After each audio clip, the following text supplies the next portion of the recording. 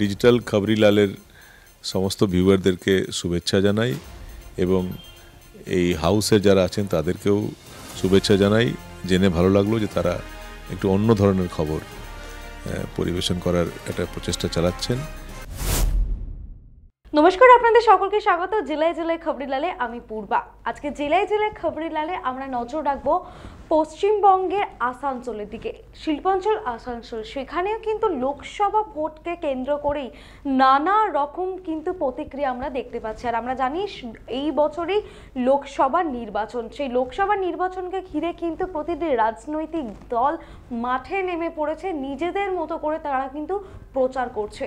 ঠিক তারই মাঝে শিল্পাঞ্চল আসানসোলে একেবারে অন্যরকম একটি পোস্টার দেখা গেল, যেখানে লেখা রয়েছে বাংলায় বিকল্প রাজনীতি। এবার বাংলায় বিকল্প রাজনীতি পোস্টার নিয়ে কিন্তু রাজনৈতিক চর্চা, যে এই দল কোন দল কাদের জন্য করেছে। অনেকেই মনে করছেন যে টিএমসির পক্ষ থেকে কিন্তু এটা গোষ্ঠী কোন্দল হিসেবেই সামনে আসছে, টিএমসিরই কেউ করেছে, আবার কেউ বলছে যে বিজেপির পক্ষ থেকে গোষ্ঠী কোন্দল দেখানোর জন্য বা টিএমসিকে কালিমালিপ্ত করার জন্য কিন্তু এমন পোস্টার শিল্পাঞ্চলে লাগানো হয়েছে। কিন্তু আমরা দেখেছি যে গত বছরেও কিন্তু ঠিক এইরকমই পোস্টার শহর কলকাতায় কিন্তু বসানো হয়েছিল, যে পোস্টারে লেখা ছিল নতুন তৃণমূল। ঠিক নতুন তৃণমূল পোস্টার নিয়েও কিন্তু একইভাবে রাজনৈতিক তরজা শুরু হয়েছিল, গোষ্ঠী কোন্দলও সামনে এসেছিল।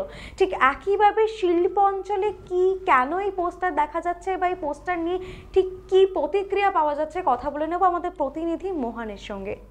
আসানসোল শিল্পাঞ্চলের রানীগঞ্জের পাঞ্জাবি মোড়, আর এই পাঞ্জাবি মোড়তেই দেখা গিয়েছে যে এখানে পোস্টার পড়েছে বাংলায় বিকল্প রাজনীতি, অর্থাৎ বাংলাতে একটা বিকল্প রাজনীতিক হিসাবে কাউকে দেখা হচ্ছে। এই ডিমান্ড কারা করেছে, কারা এই পোস্টার দিয়েছে এখনও কিছু জানা যায়নি, কিন্তু এই পোস্টারকে ঘিরে রাজনীতিক মহলে ছড়িয়ে পড়িয়েছে গুঞ্জন। নতুন তৃণমূলের পর এবার পোস্টার পড়েছে বিকল্প রাজনীতি, বাংলায় বিকল্প রাজনীতি।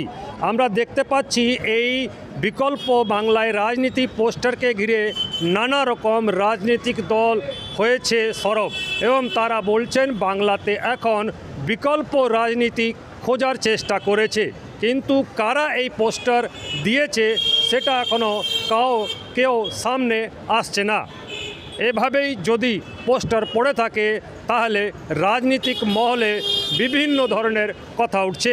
যে তেরঙ্গা পোস্টারের কথা আপনারা বলছেন, এটা অন্য কিছুই না, এটা মানুষকে বিভ্রান্ত করার একটা চেষ্টা। তৃণমূলের টাকায়, তৃণমূলের দ্বারা পরিচালিত এটা একটা ছোট্ট কাজ। যেভাবে কয়লা মাফিয়া, বালি মাফিয়াদের সঙ্গে মিলে চক্রান্ত করে তৃণমূল আজকে এই সমস্ত ঘটনাগুলো ঘটাচ্ছে। আপনারা কিছুদিন আগে দেখতে পেয়েছিলেন কলকাতার বুকে তৃণমূলের তৃণমূল বলে একটা পোস্টার তৈরি হয়েছিল অভিষেক বন্দ্যোপাধ্যায়ের নেতৃত্বে। এটা হয়তো তারই একটা প্রতিফলন। যে কোয়ালিটির পেপার দিয়ে আজকে এই সমস্ত কাজ হচ্ছে, সেটা কোনো ছোটোখাটো প্রেসের কাজ নয়, অনেক বড় প্রেস থেকে তৈরি। তাদের পেছনে অনেক বড় বড় পুঁজিবাদীদের মদত রয়েছে, এবং তাদেরকে নিয়ে আজকে সাধারণ মানুষকে তথা বিরোধীদেরকে বিভ্রান্ত করার একটা চেষ্টা চলছে। কারণ রানীগঞ্জের বুকে তৃণমূলের আর কোনো অস্তিত্ব নেই, তৃণমূলের অস্তিত্ব তলানিতে নেমে গেছে, তাই এই সমস্ত করে মানুষকে বিভ্রান্ত করার চেষ্টা চলছে। এটা তো দেখুন বোঝা যাচ্ছে না ওখানে কে লাগিয়েছে পোস্টারটা। পোস্টারের মানে শুধু লেখা আছে বাংলায় বিকল্প রাজনীতি।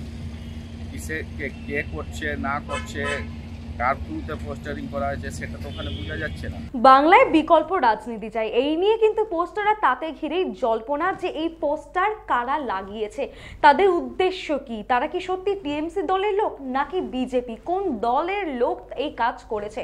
টিএমসি বলছে এটা বিজেপির পক্ষ থেকে করা হয়েছে, কারণ বিজেপি চাইছে টিএমসির নাম খারাপ করতে। আবার বিজেপির পক্ষ থেকে বিজেপি নেতারা যারা রয়েছেন তারা কিন্তু আবার বলছেন যে টিএমসির গোষ্ঠী কোন্দল বেরিয়ে এসেছে, তাই প্রকাশ্য এইভাবে বাংলায় বিকল্প রাজনীতি পোস্টার কিন্তু দেখা যাচ্ছে। এই আমরা কিন্তু জানি লোকসভা নির্বাচনের আগে কিন্তু নানা রকম ভাবে প্রতিটি রাজনৈতিক দল নেমে পড়ে একে অপরের বিরুদ্ধে কথা বলতে, নিজেদেরকে লাইমলাইটে নিয়ে আসতে। ঠিক এই পোস্টার কেন লাগানো হয়েছিল, এইরকমই কোনো উদ্দেশ্য নাকি না অন্য কিছু, সেই বিষয়ে তো আমরা আপনাদেরকে জানালাম কি আমাদের হাতে রয়েছে।